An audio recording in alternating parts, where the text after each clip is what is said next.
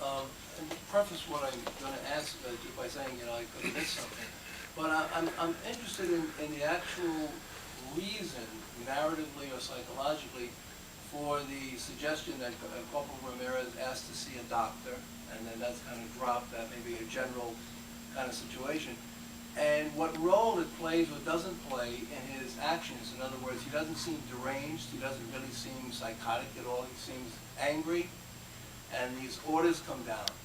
And I'm wondering what, if anything, might have been different if he himself was, was allowed to see a doctor and wouldn't have gone on this mission. And what role does that play in the actual events as they develop?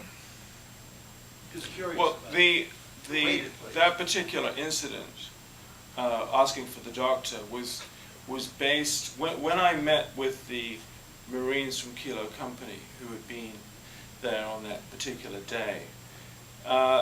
The most noticeable thing about them was that they were all on tranquilizers.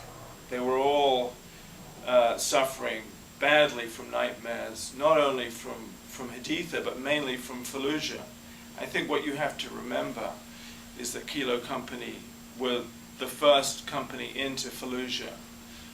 They sustained enormous casualties, and they killed enormous amounts of people in the most horrific ways. These were 17-year-old kids, and Haditha was a couple of years later, and they were a mess.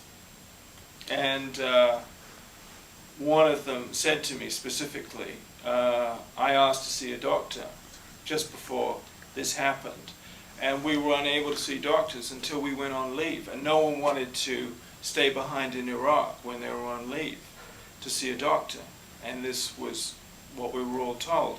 I thought that that was very significant. I thought that that was something that was worth putting into the film, and it was based entirely on what I was told.